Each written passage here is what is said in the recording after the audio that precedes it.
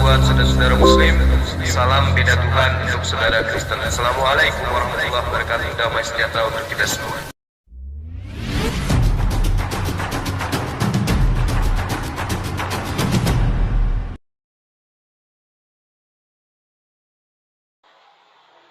Siapa itu yang diutus ke bangsa Arab? Siapa? Rasulullah Muhammad Sallallahu Alaihi Wasallam itu diutus bukan hanya untuk bangsa Arab, tetapi untuk seluruh alam semesta. Wa ma arsalnaka illa rahmatan lil alamin. Tidaklah kami mengutus Muhammad melainkan untuk menjadi rahmat bagi sekalian alam. Nah, sekarang saya tanya samamu, siapa yang mengutus Paulus menjadi rasul? Bung, saya tuh percaya Yesus bukan karena diajarin orang. Saya bergumul sendiri 10 tahun, berpuasa. Minta Tuhan sendiri yang ajarkan saya untuk mengerti apa yang di dalam surat-suratnya yang tersirat, apa yang di dalam hidup saya masih kurang beres. Saya minta ditunjukkan ayat-ayat mana yang Alkitab yang harus saya baca supaya saya bisa perbaiki diri. Itu. Jadi dibandingkan Quran, mau dibaca 1000 kali pun yang datang tuh bukan penolong tapi jin, setan, gundurwo. Nah, untuk apa?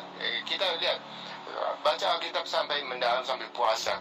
Dalam tidur kita bisa melihat apa hidup kita itu yang benar, yang mana, yang salah itu gimana. Dikasih lihat sama Tuhan. Nah, bahkan juga dalam hidup sehari-hari ketika kita putus asa, tiba-tiba seperti ada orang datang membantu kita, orang yang tidak kita kenal. Nah, itu baru kemudian beberapa hari kemudian kita ingat, oh ternyata Tuhan berkata, aku akan memberikan kamu alat penolong. Nah itu, nah orang yang diutus itu bukan orang, tapi malaikat yang diserupakan dengan manusia. Dia membantu saya, melepaskan saya dari segala jerat saya. Tapi maaf ya, ini bukan masalah hutang loh, masalah kehidupan dan masalah sakit penyakit. Itu yang saya rasakan. Itu jadinya nggak usah diajarin. Saya percaya mutlak firman Tuhan itu adalah ya dan amin, terjadi. Sebab Yesus ini berkata, perkataanku tidak akan berlalu walaupun langit dan bumi berlalu. Nah, ini jadinya barang siapa percaya padaku, ia turut juga melakukan apa yang aku kerjakan, bahkan lebih besar daripada itu, supaya kamu tahu bahwa aku menyertai kamu. Itu tertulis dalam Quran, dalam Alkitab. Jadi nggak mungkin kita terpeleset untuk memahaminya. Begitu. Sekian. Tuhan Yesus memberkati. Kalau kamu percaya kepada Yesus, lantas kenapa kau menuhankannya? Kenapa kau menyembahnya? Sementara Yesus itu tidak mengajarkan untuk menyembah dirinya. Itu kamu tidak sedang percaya kepada Yesus. Jadi curhatanmu ini, ya itu hanya pepesan kosong. Karena apa yang kamu ceritakan ini semua juga orang alami. Kami juga umat Islam. Ketika kami berdoa, kami merasa Allah itu hadir memperkenalkan doa kami. Ketika kami sakit, kami juga berdoa dan kami merasa Allah itu hadir memberikan kesembuhan kepada kami. Ketika kami punya masalah, kami berdoa. Kami merasa Allah mengeluarkan kami dari masalah-masalah kami. Jadi kebenaran itu tidak seperti itu adanya. Kenapa? Karena mutlak Allah semesta alam itu, Allah Subhanahu wa Ta'ala itu maha penyayang, maha pengasih kepada seluruh makhluknya. Mau dia kafir, mau dia muslim, mau dia Hindu, mau dia Buddha, Allah itu maha penyayang. Dia sayangi semua makhluknya. Tetapi yang menjadi kaidah kebenaran itu adalah siapa penyembah yang benar itu, siapa yang menghambakan diri kepada Sang Pencipta itu. Ya, jangan kamu pikir kamu menyembah manusia, lantas kemudian Allah Subhanahu wa Ta'ala itu menyanyiakan kamu sebagai ciptaannya. Tidak, kamu tetap diperhatikan. Makanya kamu dipertemukan dengan saya, karena Allah memperhatikan kamu, karena Allah menyayangi kamu. Allah menginginkan kamu itu menjadi sehat, menjadi waras, menjadi penyembah yang benar, bukan menyembah kepada ciptaannya berupa Yesus. Jadi curhatanmu itu tidak kena kepada sasaran. Pertanyaan saya, siapa yang mengutus Paulus menjadi rasul? Jawab. Kamu ini berarti belum pernah baca itu surat Al-An'am ayat 92 ya Pak? Hah? Kami mengutus Muhammad untuk Makkah. Udah baca dulu Quranmu sampai habis dari Al-Fatihah 1 sampai An-Nas 6. Baru kalau udah khatam itu, boleh kamu ajak saya diskusi. Al-Quran surah Al-An'am ayat berapa? Ayat 92. A'udzu billahi minasy syaithanir rajim. Bismillahirrahmanirrahim.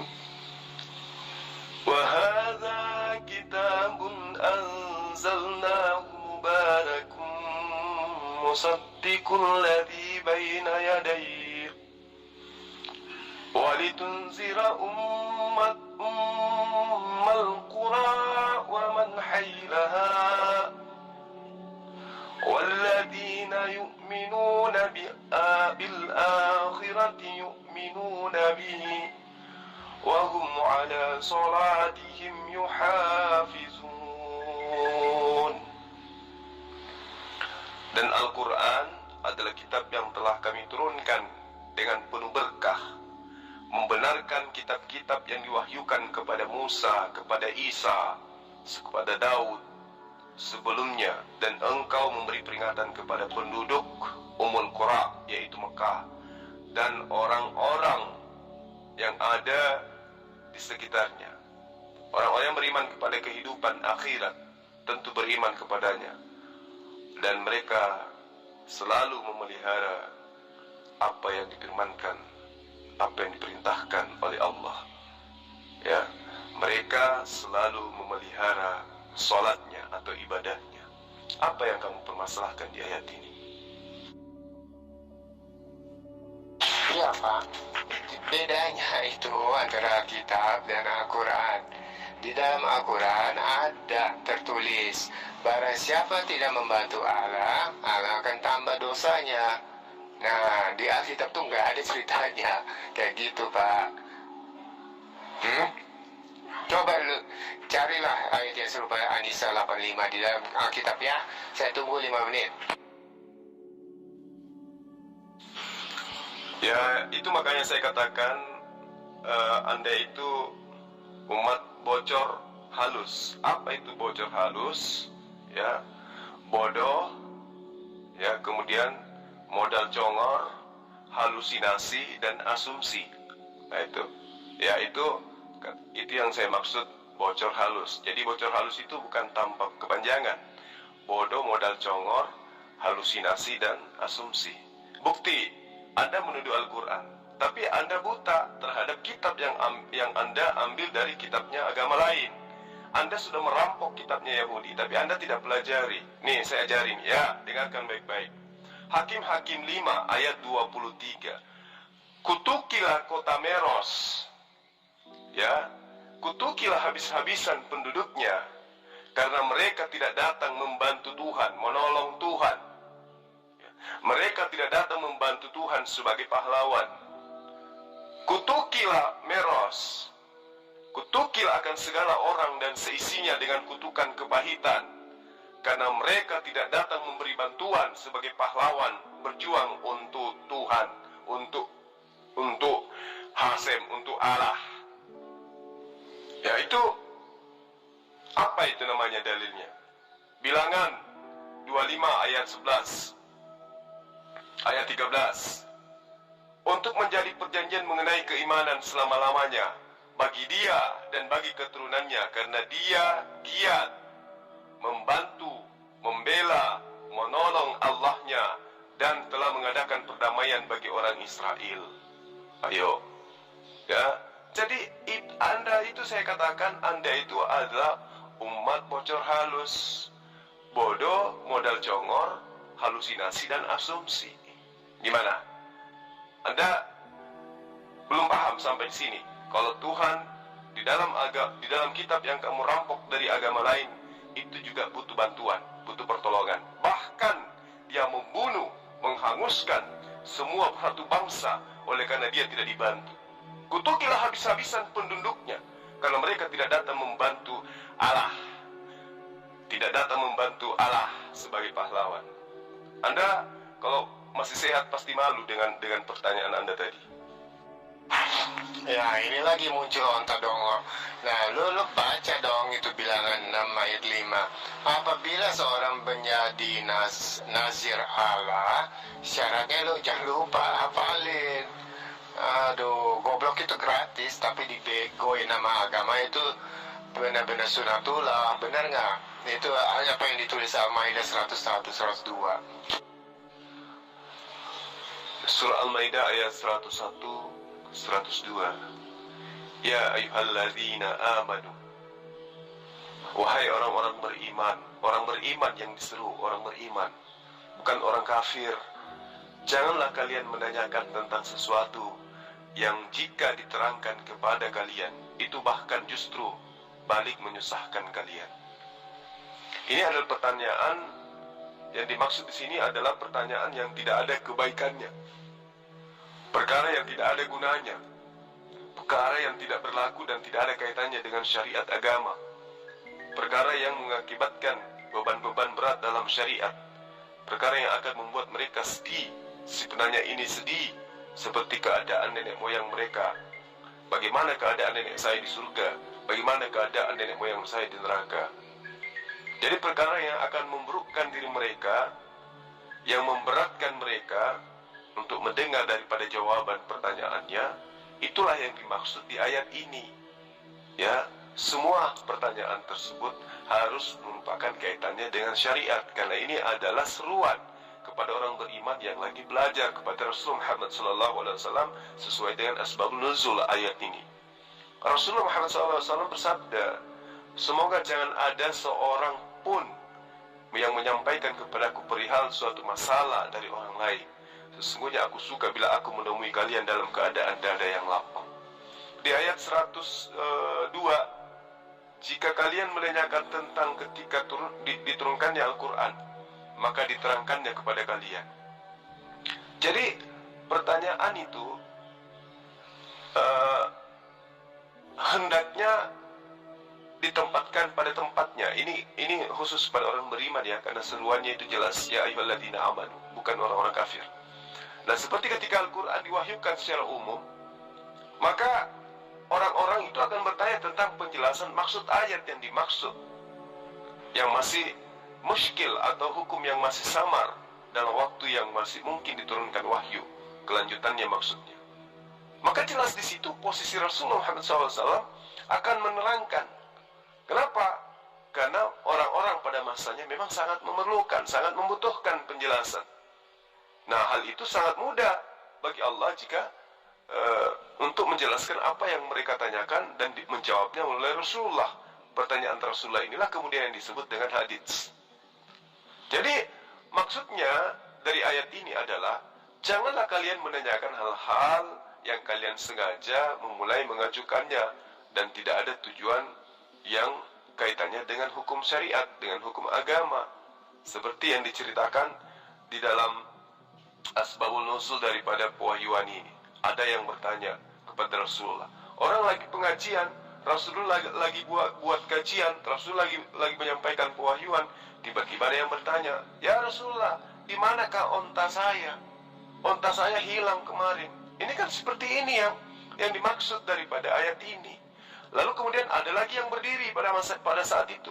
Belum lagi dijawab yang satu, berdiri lagi yang satu dengan bertanya, ya Rasulullah, di manakah kakekku sekarang?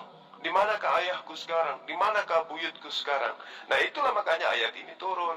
Ya ayyuhalladzina amanu la tas'alu dan seterusnya. Ya wahai orang-orang beriman, janganlah engkau menanyakan sesuatu di mana sesuatu itu akan memberatkan kamu. Seperti itu. Kalian itu tanyanya itu remeh-temeh. Yang anak manusia itu Yesus. Yang anak manusia itu Yesus.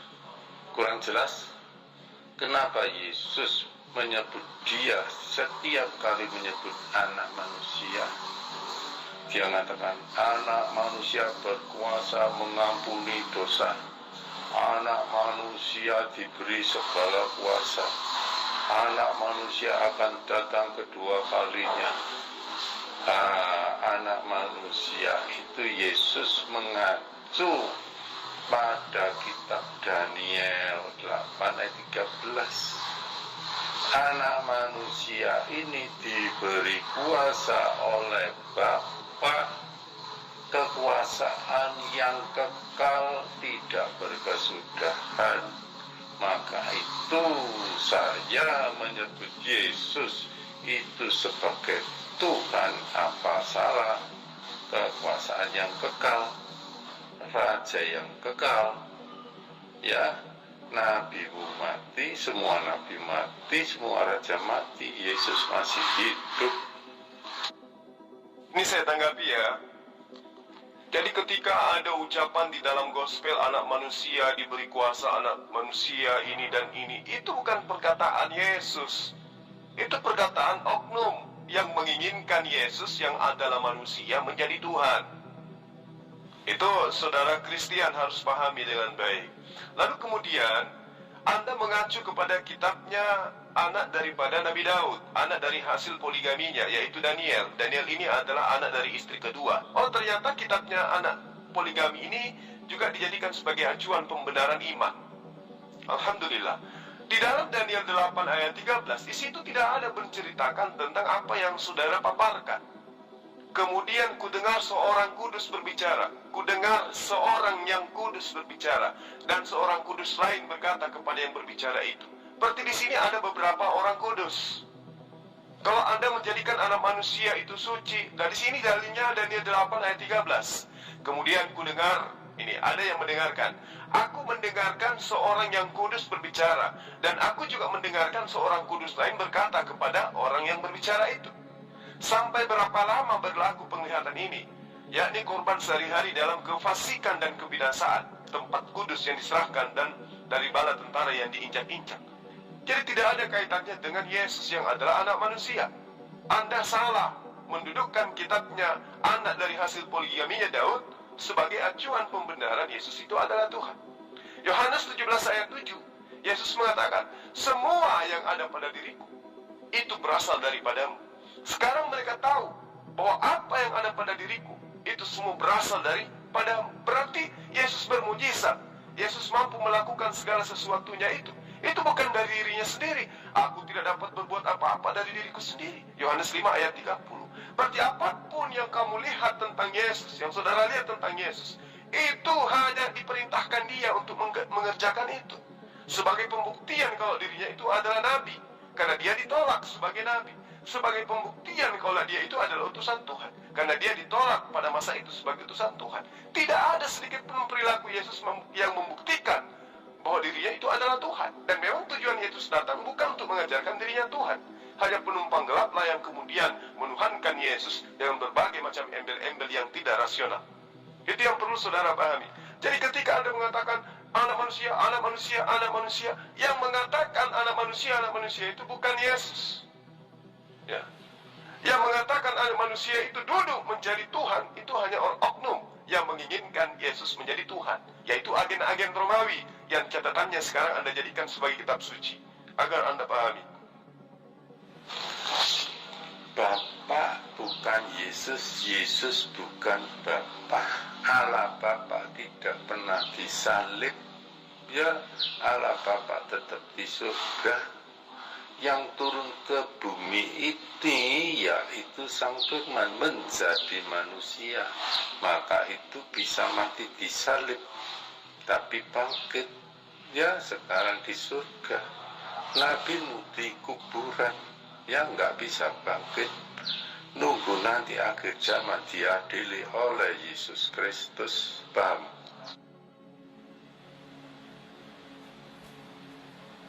Nah, ini juga kesesatan berpikir. Yesus itu bukan Sang Firman. Yesus itu bukan Sang Firman. Yesus itu adalah ciptaan yang berasal dari Firman. Apa yang Anda jadikan sebagai alasan? Firman itu telah menjadi manusia itu. Atau pada mulanya Firman itu bersama-sama dengan Allah. Pada mulanya adalah Firman. Firman itu bersama-sama dengan Allah. Ya. Dan Allah itu dan firman itu adalah Allah. Ini firman siapa? Ini ucapan siapa? Yohanes 1 ayat 1 itu perkataan siapa? Apakah itu firman Allah? Bukan. Apakah itu sabda Yesus? Juga bukan.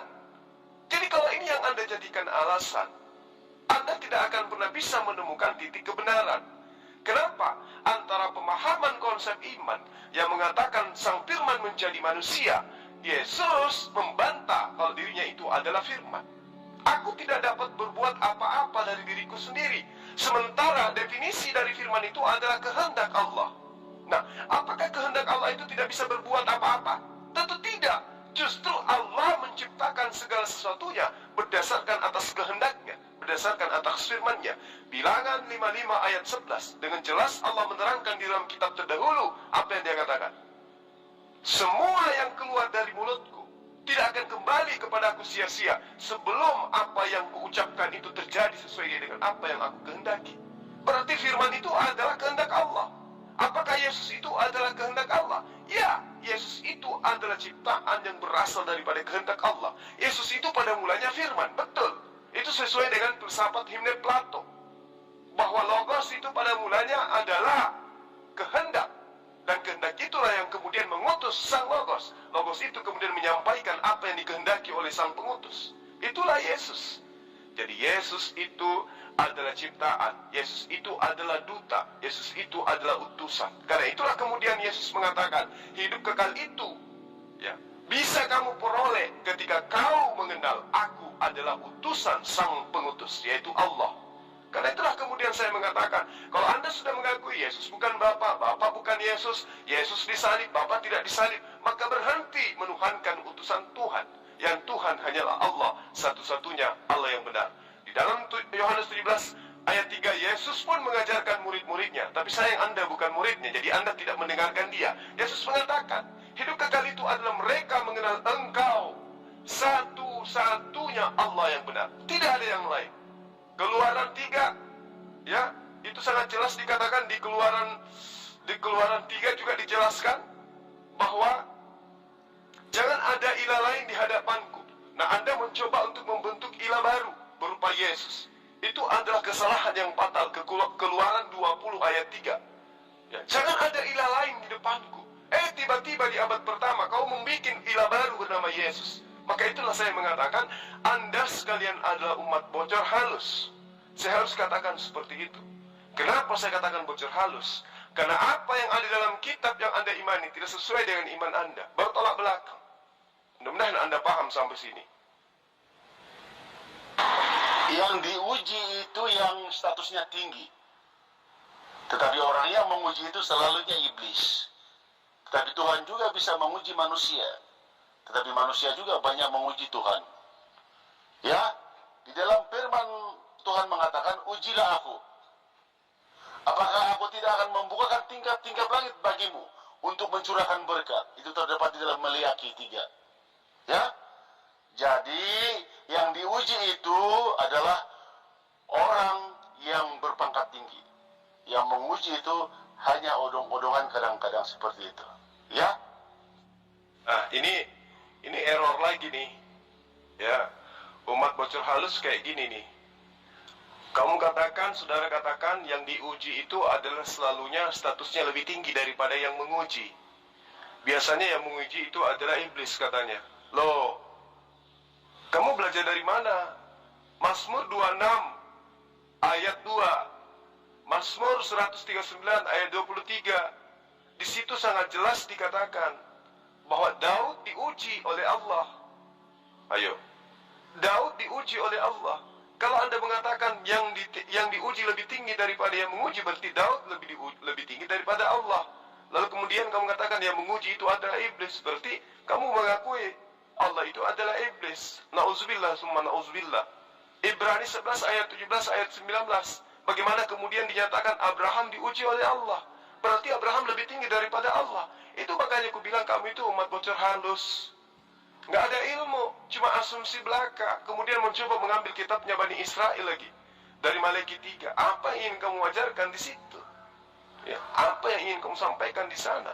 Sementara dalil di Maliaki 3 itu jelas Allah mengutus utusannya, pesuruhnya, dutanya untuk mempersiapkan jalan kepada Allah. Makanya nabi-nabi itu semua adalah jalan menuju kepada Allah. Nabi-nabi itu menunjukkan jalan untuk menuju kepada agamanya, ajarannya yang sempurna. Ya, bagaimana Musa memberikan ajaran, bagaimana Daud memberikan ajaran, bagaimana Salomo memberikan ajaran, bagaimana Yesus memberikan ajaran. Makanya Yesus pun yang kau tuhankan itu jelas mengatakan, akulah jalan kebenaran yang hidup dan hidup. Itu diucapkan kepada siapa? Kepada Bani Israel yang menolak dia. Akulah jalan, kebenaran, dan hidup. Tidak ada satu orang pun yang sampai kepada Allah tanpa melalui aku. Nah sekarang, apakah Kristen dengan konsep agamanya telah memperlakukan Yesus sebagai jalan? Tidak. Yang mereka jadikan jalan adalah ajaran Paulus, ajaran Lukas, Markus, dan seterusnya. Sementara Yesus mengajarkan adalah untuk menyembah hanya kepada Allah, satu-satunya Allah yang benar, dan menjadikan dirinya sebagai utusan Allah. Tapi itu ditolak oleh orang Kristen. Tidak menjadikan Yesus itu jalan menuju kepada Allah, justru menjadikan Yesus sebagai Allah, menabrakkan imannya untuk menyembah kepada Yesus. Karena itulah saya katakan, ketika Anda tampil sebagai debater, apalagi Anda adalah seorang pendeta, ajarkanlah kebenaran mutlak itu. Jangan ajarkan ajaran yang hanya bersifat asumsi dan halusinasi. Demikian. Siap, Pak. Anda akhirnya tidak bisa jawab kan? Mana bisa Islam menang debat? Ya, saya punya dalil. Anda tidak punya dalil, hanya asumsi liar. Makanya selalu jadi pecundang. Tidak mungkin bisa menang debat lawan saya. Anda boleh merasa menang di dalam debat, boleh menang. Silakan ambil pialanya, silakan Anda tenteng juaranya. Monggo. Itu tidak ada perkara bagi kami yang seperti itu. Bagi kami umat Islam hanya menyampaikan kebenaran. Anda mau terima alhamdulillah, Anda tidak terima astagfirullah. Sudah selesai, sederhana bukan? Anda mengatakan Anda berbicara dalil. Dalil apa yang Anda sebutkan? Ya, dalil yang Anda gunakan untuk menuhankan Yesus hanya dalil-dalil orang-orang, bukan dalil yang Yesus katakan. Kalau dalil yang Yesus katakan, Anda sudah menjadi seorang Muslim tentunya. Yesus mengajarkan A, Anda mengikuti B. Sementara Yesus mengatakan, aku mengenal muridku, muridku mengenal aku. Mereka mendengarkan perkataanku dan mengikuti aku. Jadi yang mengikuti Yesus itu syahadat, yang mengikuti Yesus itu sunat, yang mengikuti Yesus itu sholat, yang mengikuti Yesus itu puasa, beribadah, menyembahnya kepada Allah. Dialah pengikutnya, dialah murid-muridnya. Tapi yang mengaku di mulutnya pengikut Yesus, percaya kepada Yesus, tetapi melanggar semua apa yang dilakukan oleh Yesus, itu justru adalah anti-Yesus. Bikar Kristus, mulutnya memuliakan Yesus, perilakunya ya, menghinakan Yesus. Mengimani Yesus mati terkutuk. Ya, mengimani Yesus itu adalah utusan yang dikutuk oleh karena menebus mereka dari dosa kutuk, dosa maut, dosa waris, dan seterusnya. Penghinaan demi penghinaan Anda berikan kepada Yesus. Sementara Yesus tidak butuh semua itu. Yesus hanya butuh didengarkan perkataannya, diikuti ajarannya, instruksinya diterima dengan baik. Ya, aku akan pergi kepada Bapa, tapi aku akan minta kepada Bapa untuk supaya Bapa mengirim seorang penolong lain. Dialah yang akan penolong ini datang setelah aku pergi. Dialah kelak yang akan mengajarkan segala kebenaran. Sekarang Anda setelah mendengarkan instruksi Yesus itu, apa yang Anda lakukan? Anda hanya berhalusinasi, Anda hanya berhalusinasi dan berasumsi. Oh tidak, oknum yang datang setelah Yesus itu adalah Roh Kudus. Apa buktinya? Apa yang Roh Kudus ajarkan kepada Anda tentang segala kebenaran? Sementara perilaku dalam hidup keberagaman Anda justru meninggalkan segala hukum-hukum Tuhan. Lalu kebenaran apa yang Anda maksud? Menyembah kepada manusia, apakah itu kebenaran? Ya. Menjadikan sebuah ciptaan Tuhan sebagai Tuhan itu sendiri, apakah itu sebuah kebenaran? Tentu tidak, bukan? Yesus menunjukkan supaya menyembah hanya kepada Allah. Anda justru menunjukkan menyembah kepada Yesus. Apakah itu yang Anda maksud kebenaran? Tentu tidak. Jadi kebenaran yang dimaksud oleh Yesus itu adalah oknum yang datang mengajarkan segala sesuatunya yang berkaitan dengan hukum-hukum, keadilan, dan pengisapan dunia akan dosa. Itu yang perlu Anda pahami dengan baik. Kalau Anda katakan firman Allah itu ciptaan, dengan apa firman itu dicipta oleh Allah? Coba jawab, Sul. Ya, kamu jangan samakan dengan ketika Allah menciptakan segala sesuatu dengan kata jadilah terang, jadilah matahari, jadilah bumi. Kalau untuk Yesus bukan jadilah, menjadi. Ya, Yesus menjadi manusia. Maka itu Yesus meninggikan Allah Bapa yang mengutus.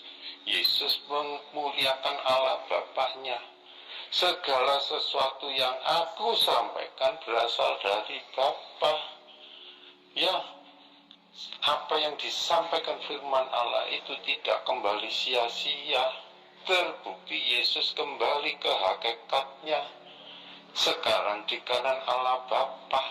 Nabi Arab masih di kuburan. Wujudnya apa? Debu tanah. Ya, paham kamu, Sul? Ini kesalahan orang-orang Kristen. Selalu mengatakan Yesus itu adalah firman. Yesus itu bukan firman. Pahami dulu. Firman itu apa? Firman itu adalah perkataan.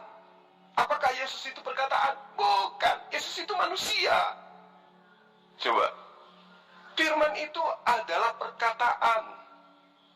Nah, bagaimana, seperti apa, dengan cara apa Allah menciptakan perkataan? Dia dengan cara berkata. Makanya dikatakan Yesus itu pada mulanya adalah perkataan. Pada mulanya adalah perkataan. Perkataan itu bersama-sama dengan Allah. Dan perkataan itu adalah Allah. Apa maksudnya? Perkataan Allah adalah Allah. Maksudnya kehendak Allah itu adalah Allah itu sendiri. Karena pada diri Allah ada sifat al-kalam, kemampuan berkata-kata. Nah, dengan cara apa Allah menciptakan firman? Dengan cara berfirman. Coba. Dengan cara apa Allah menciptakan Yesus? Ya dengan cara berkata. Makanya dikatakan, Gabriel datang kepada Maria, sampaikan kepada dia, aku hendak menjadikan dia hamil dan melahirkan seorang anak bernama Yesus. Itulah firman. Firman Allah kepada Gabriel. Gabriel menyampaikan firman itu kepada Maria. Nah, apakah firman itu kembali dengan sia-sia? Tidak. Terbukti Maria hamil, Maria melahirkan seorang anak bernama Yesus. Itu maksudnya. Pada mulanya adalah firman. Yes, benar. Yesus itu pada mulanya adalah firman. Tak ada yang salah di situ. Tapi apakah kemudian Yesus itu adalah firman? Bukan. Yesus itu bukan firman. Yesus itu adalah ciptaan yang berasal daripada firman. Maka disebut pada mulanya adalah firman. Itu yang perlu kamu pahami dengan baik. Nah, kemudian ketika Anda mengatakan, sekarang dia duduk di samping bapaknya. Siapa yang bilang seperti itu? Lukas, Markus. Dengan cara apa Lukas, Markus melihatnya? Apakah dia bisa meneropong sampai ke langit? Sampai dia mengetahui bahwa Bapa duduk di samping kirinya Yesus. Sementara Yesus sendiri mengatakan, Bapa yang mengutus aku, kau tidak pernah melihatnya. Suaranya pun tidak pernah kamu dengar. Loh, Lukas justru mengatakan, aku melihat Bapa loh. Aku melihat dia duduk di sebelah kirimu loh Yesus. Artinya ini siapa yang bohong? Lalu siapa yang bodoh? Percaya dengan pernyataan-pernyataan ada Allah di sebelah kirinya Yesus duduk dan Yesus di sebelah kanannya. Hanya orang bahlul yang percaya yang seperti itu. Hanya orang jahiliyah yang percaya dongeng-dongeng seperti itu. Sudah nyata Tuhan tidak bisa dilihat. Loh kok nyata-nyata kemudian ada orang yang mengajarkan, aku melihat Yesus duduk di sebelah kanannya Bapa. Berarti dengan secara tidak langsung orang ini melihat Bapa duduk di sebelah kirinya Yesus. Lalu kemudian kalau Anda mengatakan, oh tidak, itu maksudnya adalah kemuliaan. Oke, sekarang Roh Kudus duduk di mana? Roh Kudus itu oknum. Dia datang katanya setelah Yesus pergi. Sekarang ya, Roh Kudusnya di mana? Dia duduk di mana dia sekarang? Ayo. Mau kamu katakan dia duduk di dalam hati setiap orang Kristen? Berarti setiap orang Kristen itu adalah Tuhan. Karena sama seperti ketika Anda mengatakan Yesus 100% manusia, tetapi karena pada dirinya ada Roh Tuhan, maka dia juga 100% ilahi. Nah, orang Kristen Roh Kudusnya mana? Ada pada diri masing-masing orang Kristen. Berarti orang Kristen 100% manusia dan 100% ilahi. Benarkah demikian? Hanya orang jahiliyah yang tidak paham apa yang saya sampaikan ini. Ketika Rasul Muhammad SAW itu mati, kemudian dikubur, jasadnya yang kembali ke tanah, rohnya kembali kepada Allah. Itu yang perlu Anda pahami dengan baik. Makanya belajar. Ya, makanya belajar. Kenapa Yesus itu terangkat? Karena memang sudah dibuatkan. Mazmur 91 ayat 1 sampai 16. Di situ Yesus dinubuatkan panjang umur. Kenapa? Karena nyaris dibunuh. Ya, baca ayat 12-nya sampai ayat 13-nya. Aku akan mengirim malaikatku untuk menatang Yesus di tangannya agar kakinya tidak terantuk kepada batu. Itu yang terjadi. Yesus ditolong oleh malaikat, diangkat dia. Jadi apa yang diceritakan oleh Al-Quran tentang Yesus, ya, itu tidaklah dibunuh, tetapi diangkat. Justru harusnya Anda itu malu untuk memaparkan itu, karena terbukti manusia yang Anda tuhankan ternyata batal mati dan batal bangkit dari kematian. Jadi saya baru tahu Bang Suma, kalau di kitab mereka itu bukan firman Tuhan. Ya, contoh Yohanes 20 ayat 2, mereka mengatakan itu bukan firman Tuhan, itu adalah cerita orang. Tapi yang bagus menguntungkan Yesus itu firman Tuhan. Yang tidak menguntungkan Yesus itu cerita orang. Luar biasa juga ya Bang ya, kitab mereka ini ya. Berarti kayak gaduh-gaduh di dalam kitab mereka itu, campur aduk. Cerita orang, ayat sisipan, firman Tuhan, campur aduk Bang, pokoknya Bang. Jadi Gigi sama Kaci itu sama. Semalam Kaci saya pertanyakan juga seperti itu. Kelabakan juga, dia mengatakan cerita orang, Yohanes 20 ayat 2 itu bukan firman Tuhan katanya. Tapi di saat menguntungkan Yesus, dia mengatakan firman Tuhan. Kan luar biasa itu Bang. Bismillahirrahmanirrahim. Fawailul lilladzina yaktumuna al-kitaba bi'aydihim thumma yaquluna hadha min 'indillah. Hadha min 'indillah yashtaru bi thamanan qalila. Fawailul lahum mimma katabat aydihim wa wailul lahum mimma yaksibun. 1400 tahun silam ya, Allah sudah menjelaskan, Allah sudah menginformasikan, sudah menyampaikan kepada orang-orang yang berakal sehat bahwa kecelakaan besarlah bagi mereka yang menulis gospel dengan tangan mereka sendiri, lalu dikatakan ini dari Allah, ini adalah firman Allah, dengan tujuan untuk memperoleh keuntungan yang sedikit. Mereka menulis keuntungannya apa? Cuma dapat pengikut. Apa ada biasa kepada mereka? Tidak. Malah mereka itu dipancung, dipotong, ada yang ditenggelamkan, ada yang digoreng, dan seterusnya. Keuntungannya cuma sedikit, mudaratnya jauh lebih banyak dari perbuatan mereka membuat gospel dan mengatakan itu adalah dari Tuhan.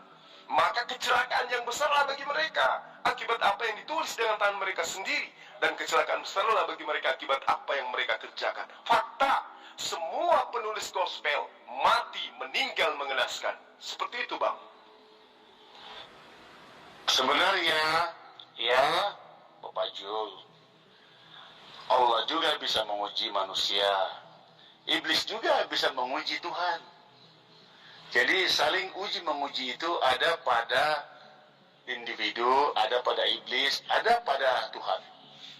Jadi Tuhan itu enggak bisa diuji, tetapi Tuhan juga bisa menguji, walaupun enggak bisa diuji, karena Tuhan Maha tahu segala sesuatu. Di dalam Alkitab itu ada Tuhan menguji, ada juga manusia menguji, ada juga iblis menguji. Jadi saling uji menguji itu perkara kehidupan manusia itu tetap ada. Jadi Bapak Jul ini pengkhotbah yang terbilang, yang statementnya panjang-panjang, yang jawabannya dan soalannya seperti khotbah, memang ganteng. Memang luar biasa. Memang hebat. Ya Bapak Jul. Oke Jul, udah minum kah belum Bapak Jul? Minum dulu deh Bapak Jul. Jangan banget serius. Jadi gini Saudara Pendeta G, keberadaan saya itu hanya menyampaikan kebenaran.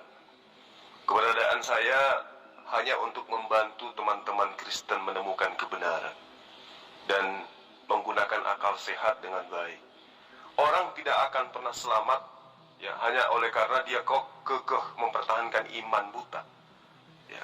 Tidak akan pernah ada orang yang bisa selamat hanya karena kelain buta. Tidak ada. Yang menyelamatkan itu adalah tentu adalah kebenaran. Poin kebenarannya kemudian bisa dicarikan dengan menggunakan akal sehat. Itu kaidahnya. Itu disiplin ilmunya seperti itu. Nah, lalu kemudian Anda mengatakan Allah itu bisa dicobai oleh iblis. Itu saya baru menemukan itu. Yang saya tahu, iblis itu justru sebelumnya adalah makhluk yang paling taat kepada Allah. Taat kepada Allah. Dan dia masih dalam kategori orang makhluk-makhluk kudus. Bisa dikategorikan sebagai malaikat. Pembangkangannya kemudian yang merubah mereka itu menjadi iblis. Jadi iblis itu tidak pernah mencobai Allah. Yang ada adalah iblis mencobai manusia. Yang ada adalah iblis mencobai perkataan-perkataan Tuhan. Bukan Tuhannya yang dicobai, tetapi pernyataan firman daripada apa yang ada di atas muka bumi yang diciptakan oleh Allah. Contoh, ketika Lukas 4 ayat 1 dan seterusnya menceritakan tentang Yesus dicobai, dan juga Matius 4 ayat seterusnya dicobai, Yesus dicobai di padang gurun. Apakah yang dimaksud di situ adalah Yesus itu adalah Allah itu sendiri? Tidak. Bukan Yesus yang Allah di situ. Tetapi yang ingin dicobai itu adalah kebenaran dari firman Tuhan yang tertulis tentang anak Allah. Itu yang perlu saudara pahami dengan baik. Makanya iblis itu mengatakan ada tertulis, kata iblis. Ada tertulis, ya, bahwa Allah akan memerintahkan malaikat-malaikatnya untuk melindungi engkau jika benar engkau adalah anak Allah. Dikatakan di dalam Lukas 4 ayat 9. Kemudian iblis membawa Yesus ke Yerusalem dan menempatkan dia di bumbungan bait Allah. Lalu iblis ini berkata kepada Yesus, jika benar engkau anak Allah. Jadi yang ingin iblis tahu, apakah Yesus ini benar anak Allah?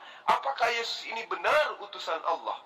Kalau benar, maka jatuhkanlah dirimu di sini. Sebab apa? Sebab kata iblis, ada firman Tuhan yang berbunyi, ya, jika engkau adalah utusan Allah, engkau adalah anak Allah, maka Allah akan memerintahkan malaikat-malaikatnya untuk melindungi engkau.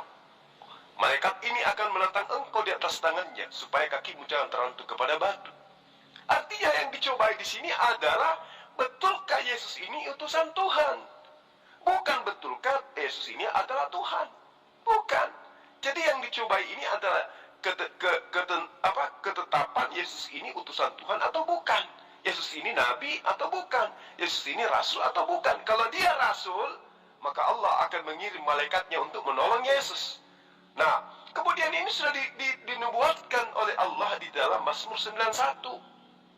Bahwa di ayatnya diterangkan, aku akan mengirim malaikatku. Aku akan perintahkan mereka kepadamu untuk menjaga engkau di jalanmu. Mereka malaikatku ini akan menatang engkau di atas tangannya, supaya kakimu jangan terantuk kepada batu. Artinya, nubuatan Yesus akan diselamatkan, tidak dibunuh oleh tentara Romawi, itu betul adanya.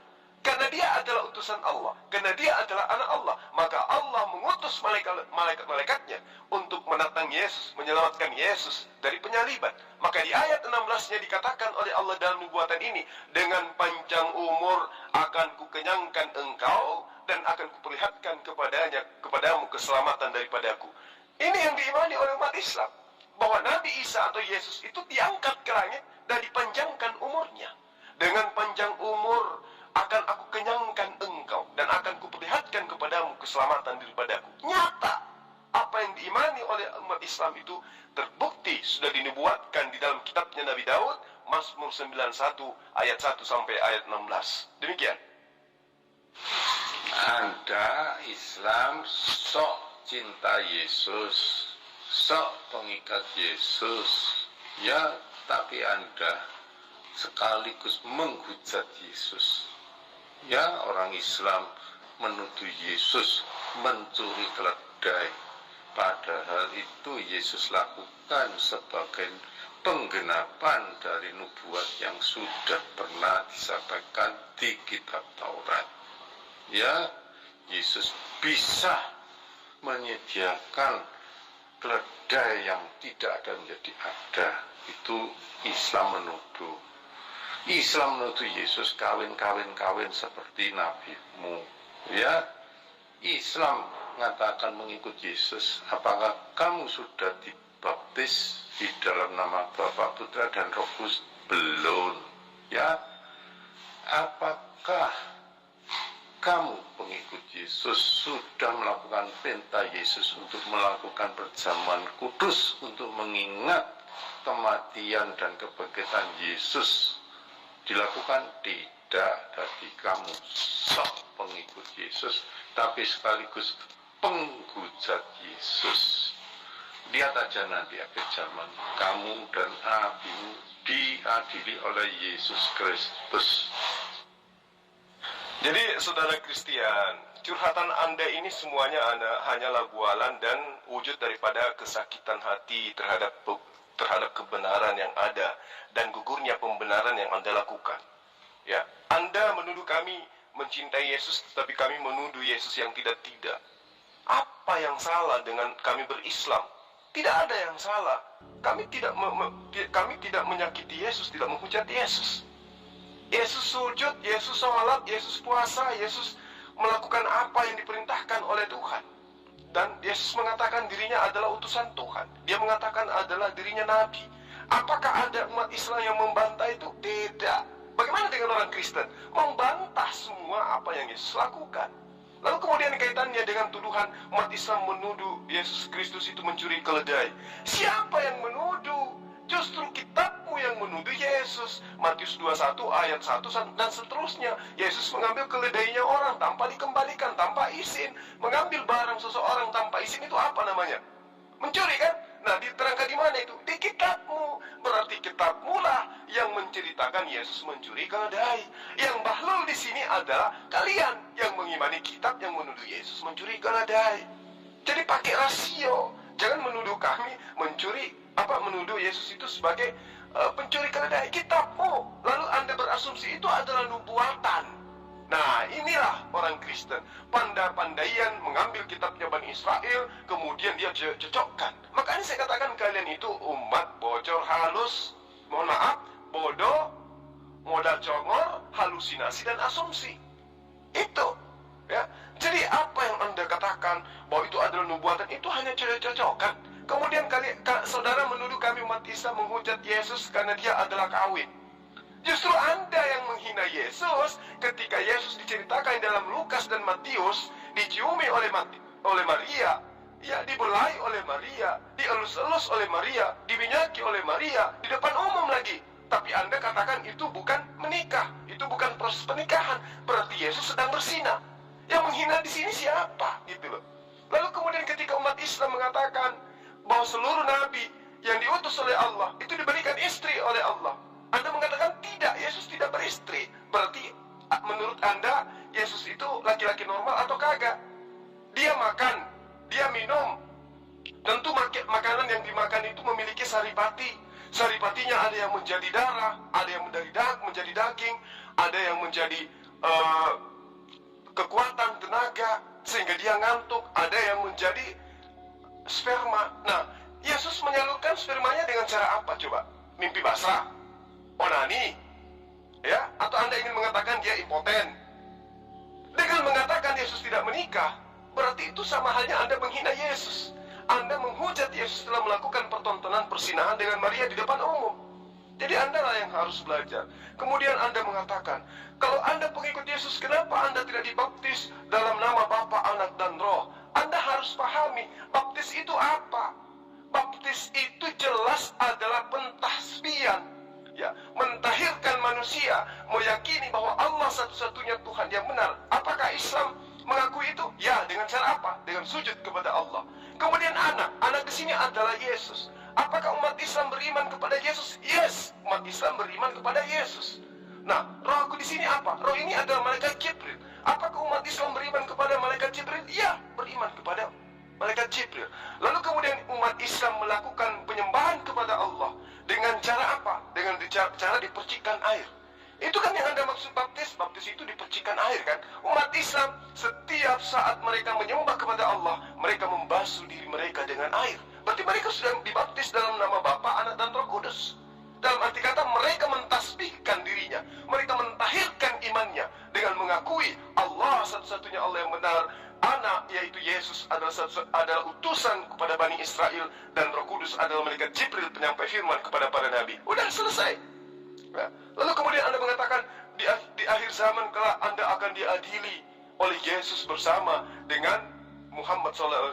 Salah Anda. Kitab Anda menerangkan yang diadili, yang diusir adalah mereka yang menyeru Yesus sebagai Tuhan, Tuhan, Tuhan, yang bernubuat demi nama Yesus, yang bermujizat demi nama Yesus, yang mengusir setan demi nama Yesus. Itu semua akan diusir, akan dihakimi oleh Yesus. Lalu Yesus mengatakan, barang siapa yang menghilangkan setitik pun dari hukum Taurat, lalu kemudian mengajarkan kepada orang lain, maka dia akan menempati tempat terendah di dalam kerajaan Allah. Jelas kan?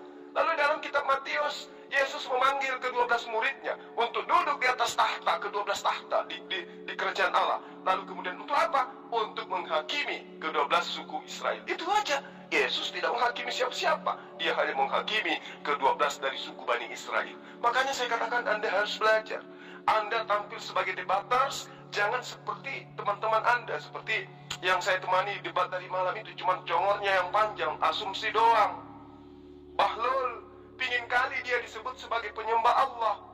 Padahal yang dia sembah itu adalah manusia, Yesus. Dia ingin menjelaskan, kami adalah penyembah Allah. Apa yang Anda katakan Anda penyembah Allah, sementara Yesus itu adalah makhluk. Anda akui sebagai makhluk. Nah itulah makanya saya katakan, bahwa ketika Anda ingin tampil sebagai debaters, mewakili agama Anda, bekali diri Anda dengan ilmu, jangan asumsi.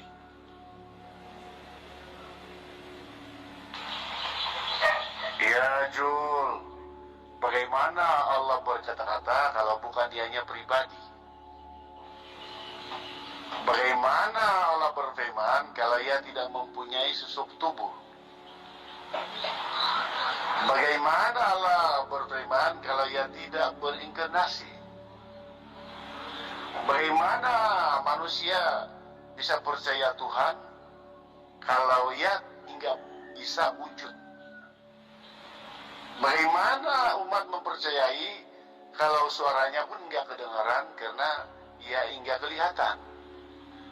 Jadi Tuhan itu benarlah ia mempunyai pribadi dan susuk tubuh sehingga ia bisa berfirman atau berkata-kata. Bukankah gitu Bapak Jul? Bismillahirrahmanirrahim. Allahu la ilaha illa huwal hayyul qayyum, la ta'khuzuhu sinatun wa la nawm, lahu ma fis samawati wa ma fil ard, man zal ladhi yashfa'u 'indahu illa bi'idhnihi, ya'lamu ma bayna aydihim وما خلفهم ولا يحيطون بشيء من علمه إلا بما شاء وسع كرسيه السماوات والأرض ولا يؤوده حفظهما وهو العلي العظيم. Jadi semua pertanyaan-pertanyaan Anda itu dijawab di dalam surah ini.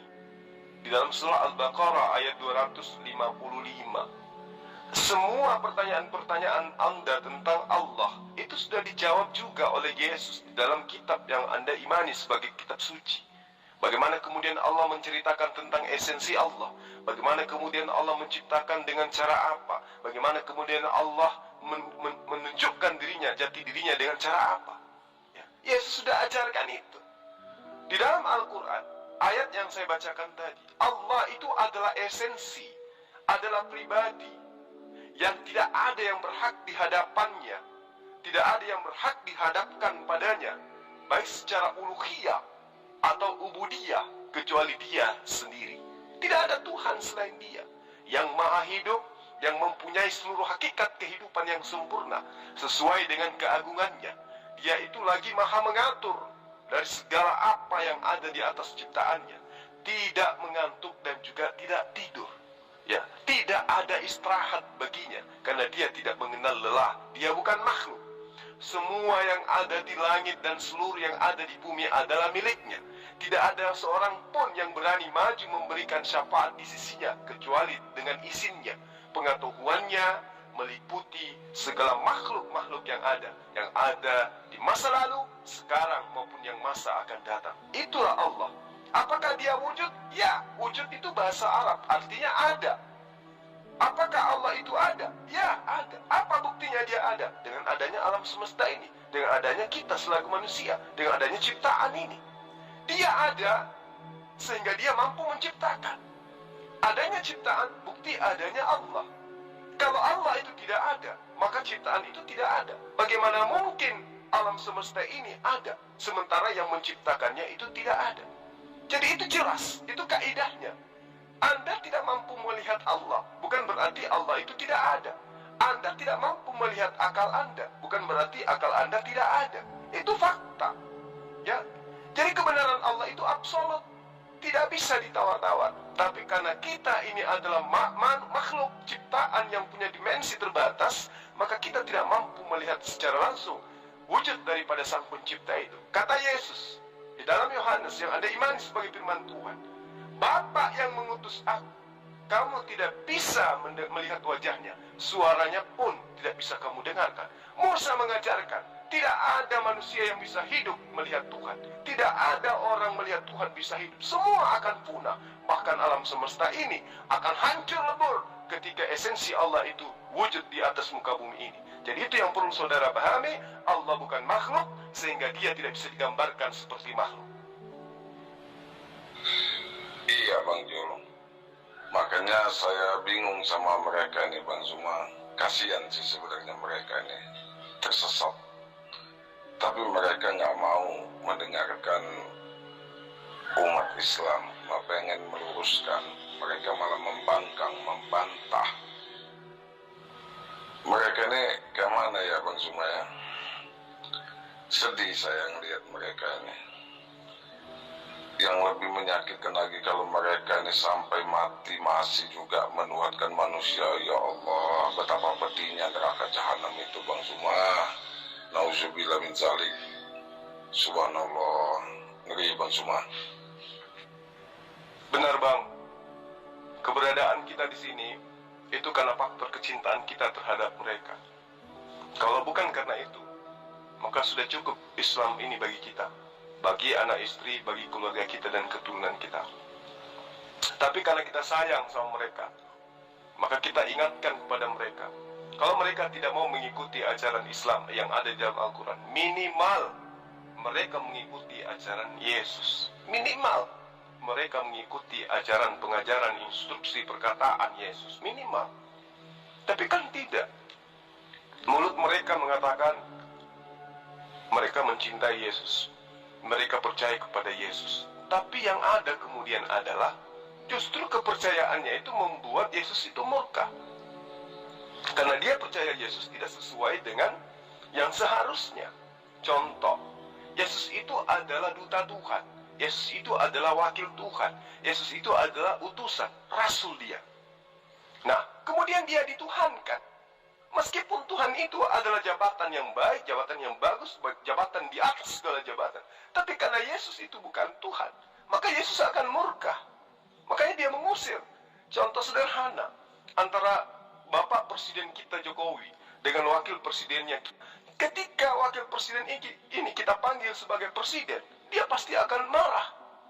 Dalam arti kata dia tidak akan nerima gitu loh. Dia akan tersinggung. Ya. Saya cuma wakil kok dipanggil presiden. Pada yang terhormat Bapak Presiden Republik Indonesia Kiai Haji Muhammad Amin, pasti dia akan marah. Karena dia bukan presiden. Dia hanya wakil, meskipun jabatan presiden itu tinggi, jabatan tertinggi di suatu negara. Tetapi karena dia posisinya hanya wakil, dia tidak terima dipanggil sebagai presiden. Kecuali dikatakan sebagai atau yang mewakili. Nah, sama seperti Yesus. Yesus itu bukan Tuhan. Dia hanya manusia, dituhankan. Murka dia nanti, Yesus itu.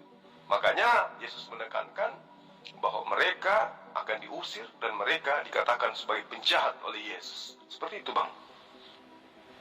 Itu tertulis dalam Al-Quran. Kecelakaan bagi orang yang membuat kitab. Makanya kitab-kitab Al-Quran itu ditulis dan dikatakan itu dari Allah, padahal itu karangan daripada wartawan, daripada bidat-bidat, ya, daripada Muhammad dan pengikut Muhammad. Begitu yang daripadanya hadir pada 7 abad dan diperbaiki pada 1924 dan dikonfirmasi 1985 di Kairo Mesir. Itulah Al-Quran. Banyak yang enggak benar, enggak jelas, yang lain lagi dimakan kambing dan itu diragui. Benar sekali. Peringatan itu tertulis di dalam Al-Quran. Karena Al-Quran itu adalah kalamullah. Dan apakah itu benar adanya? Apa yang diterangkan 1400 tahun silam? Betul. Iya kan? Kitab pun hanya dituliskan oleh pengarang-pengarang kan? Lukas, kapan pernah bertemu dengan Yesus? Nggak pernah. Sekali aja, nggak pernah. Paulus, kapan? Nggak pernah. Dan mereka siapa di hadapan Yesus? Yesus nggak kenal. Kenapa? Karena murid-murid asli Yesus sudah dipesan. Yesus berpesan kepada ke-12 muridnya, janganlah engkau ke bangsa lain atau ke bangsa orang Samaria, tetapi datanglah kepada bangsa muridku, yaitu dari Bani Israel. Nah, ketika ada orang menulis untuk non-Yahudi, berarti itu bukan murid Yesus, tetapi menggunakan nama murid Yesus supaya dianggap itu adalah sebuah kebenaran, dianggap itu tulisan muridnya Yesus.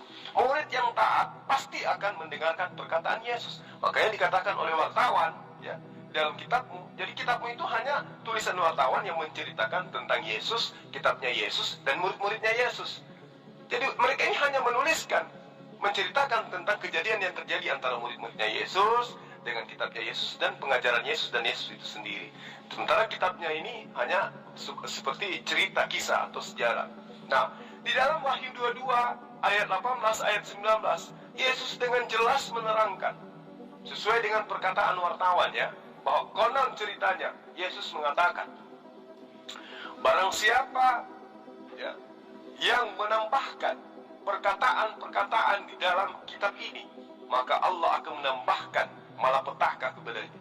Barang siapa yang mengurangi perkataan-perkataan di dalam kitab ini, maka Allah akan mengurangi jatahnya dari kerajaan Allah. Itu perkataan Yesus. Konon ceritanya itu adalah ancaman Yesus. Nah, sekarang kitabmu setiap saat direvisi, ya, yang tadinya tanduk kerbau, tanduk rusa berubah menjadi tanduk banteng.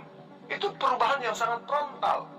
Jadi apa yang Anda terangkan tentang sanggahan Anda tentang Al-Quran itu sudah benar. Al-Quran memang mengatakan celakalah mereka yang menuliskan gospel. Dan faktanya memang celaka, bukan? Kecelakaannya yang lebih dahsyat di samping dia itu mereka dibunuh secara sadis. Kecelakaan yang paling besar yang akan dia pertanggungjawabkan adalah menyesatkan miliaran manusia dengan manusia ini menyembah kepada manusia. Itu yang perlu Anda pahami.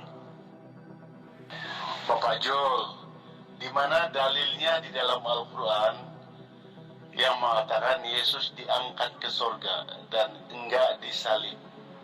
Sila hadirkan dalilnya dalam Al-Quran. Ya, Bapak Jol.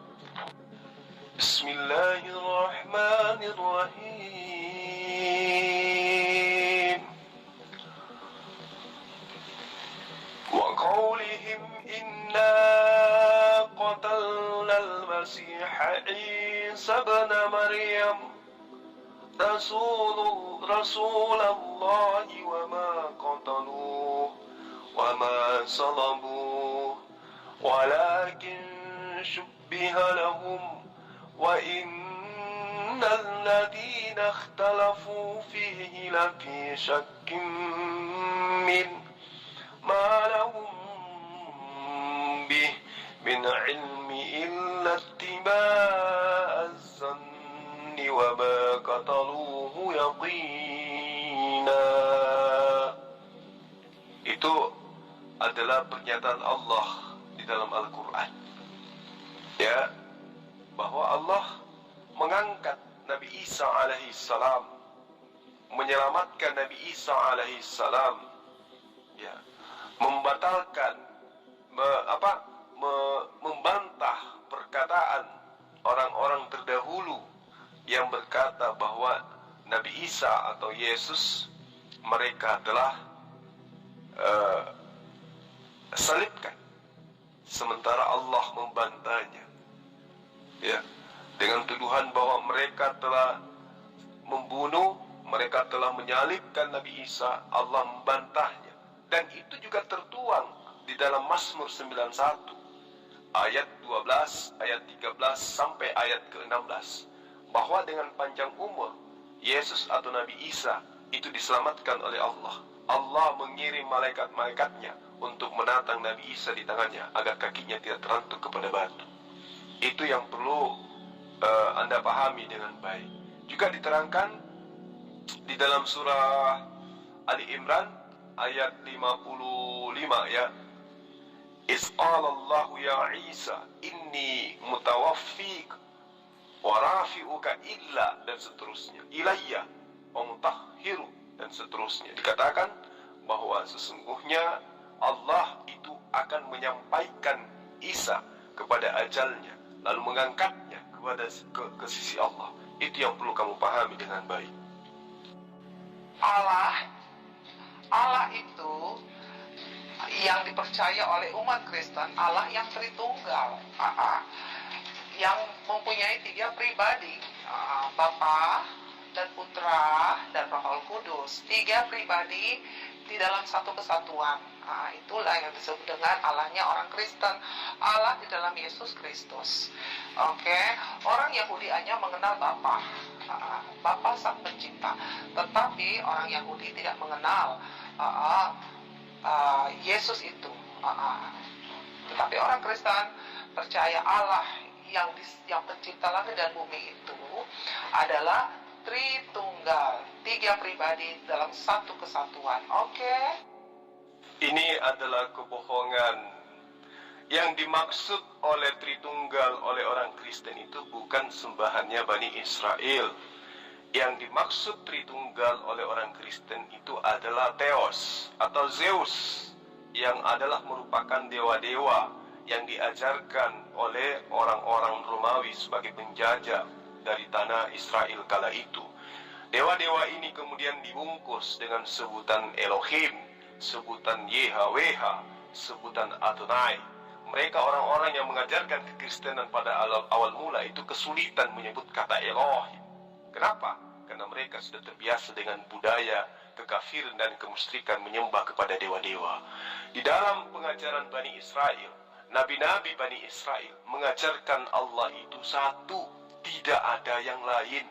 Tidak ada istilah Tritunggal, Trinitas, Trisakti, Trikwek-kwek. Itu nggak ada di dalam pengajaran para nabi.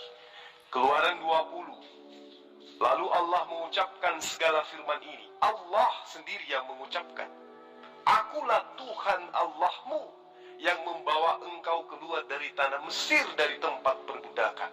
Di ayat ketiganya, Allah yang Maha Suci lagi Maha Tinggi menekankan, jangan ada padamu ilah lain di hadapanku. Jangan ada padamu sembahan lain di hadapanku. Jangan ada padamu ada Tuhan lain di hadapanku.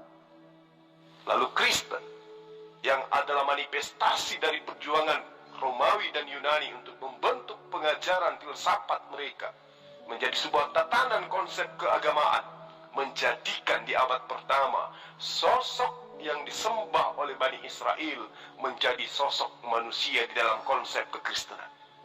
Jangan ada ilah lain, jangan ada sembahan lain, jangan ada Tuhan lain di hadapanku. Kristen muncul, membuat Tuhan baru dalam bentukan manusia. Padahal di dalam Yesaya 44 ayat 10, siapakah mereka yang membentuk aku dalam rupa makhluk? Ya, lalu kemudian menuangkan aku ke dalam batu. Siapa mereka? Jawabannya adalah Kristen. Di ayat 11 dikatakan, mereka semua akan kubuat malu. Maka hari ini, di mana-mana setiap kita berdebat, teman-teman Kristen itu pasti dipermalukan dengan lawan debatnya. Kenapa? Karena itu sudah merupakan nubuatan oleh Allah. Belum lagi di dalam kitab Kejadian, ya, ayat 12, Kejadian 12 ayat ayat 3. Ya, di situ sangat terang dikatakan bagaimana Allah kemudian mengatakan, aku akan mengutuk siapapun yang mengutuk engkau Abraham, dan akan memberkati siapa yang berkati engkau Abraham. Maka wajar kemudian ketika di setiap debat orang Kristen itu nampak kelihatan Allah murka kepada mereka, dikutuki oleh Allah, sehingga apa yang diucapkannya itu selalu bertentangan dengan kodratnya sebagai manusia, kodratnya sebagai manusia yang waras. Selalu yang diucapkan itu adalah perkataan-perkataan yang bertolak belakang dengan akal sehat. Mengatakan Tuhan itu tiga, Tuhan itu Tritunggal, tiga tetapi satu, satu tapi tiga pribadi. Konyol. Itu tidak pernah diajarkan oleh para nabi. Yesus sendiri tidak pernah mengajarkan tentang Trinitas, tiga di dalam satu. Yesus tidak pernah mengajarkan itu. Ya, hanya orang Kristen yang adalah penumpang gelap yang mengajarkan konsep ini. Mereka sadur dari filsafat, baik filsafat Mesir, filsafat Romawi, filsafat Yunani. Mereka sadur, lalu kemudian mereka mendirikan sebuah sekte baru bernama Kristen. Itu yang perlu Anda pahami. Ya, Allah sang pencipta alam semesta tidak mau ada sosok lain di hadapannya. Tidak mau dia dipersekutukan dengan apapun. Dialah Tuhan satu-satunya. Allahu la ilaha illa huwal hayyul qayyum. Itu yang perlu kamu pahami. Binatang itu nggak punya roh. Roh itu berhubungan dengan sang pencipta. Oke, bagaimana ya? Begini sekarang, manusia tahu ada yang menciptakan. Manusia mengerti ada Tuhan itu sendiri. Itu karena melalui rohnya. Pengetahuan tentang ketuhanan itu lewat roh. Sementara binatang itu punya jiwa. Mengerti enggak? Jiwa. Kenapa kamu ingin makan? Kenapa kamu merasa sakit? Kenapa kamu punya rasa punya rasa ingin? Kenapa manusia ingin berkembang biak? Naluri untuk berkembang biak itu ada, naluri untuk marah itu ada. Itu karena jiwa manusia itu sendiri. Itu ya, itu bedanya. Tetapi manusia punya roh. Roh itulah yang berhubungan dengan Tuhan. Makanya di Alkitab dikatakan kita berhubungan dengan Tuhan itu melalui roh kita sendiri. Karena Tuhan itu adalah roh itu, roh adanya. Oke, sekarang malaikat itu apa wujudnya? Malaikat tidak mempunyai fisik seperti kita, tetapi dia adalah roh adanya. Tidak punya jiwa seperti kita, mau makan, mau nge-seks apa, nggak ada itu. Binatang punya jiwa, tapi nggak punya roh karena binatang tidak mengenal sang penciptanya. Oke, soal dibilang dia cerdas, binatang ada cerdas juga kalau diajar. Benar loh. Kenapa tidak? Oke? Semua makhluk hidup itu memiliki roh, tidak terkecuali binatang. Ya, semua makhluk hidup itu memiliki roh, tidak terkecuali binatang. Itu yang perlu Anda pahami dengan baik. Ya, kalau Anda tidak mampu belajar, tidak mampu memahami, maka ya pelan-pelan Anda belajar. Ya, di dalam Pengkhotbah 3 ayat 21. Siapa yang tahu bahwa roh anak manusia itu naik ke atas dan roh binatang turun ke bawah bumi? Ya, terjemahan lama, kita tidak tahu apakah roh manusia yang naik ke atas atau roh binatang yang turun ke bumi. Jadi binatang itu juga punya roh.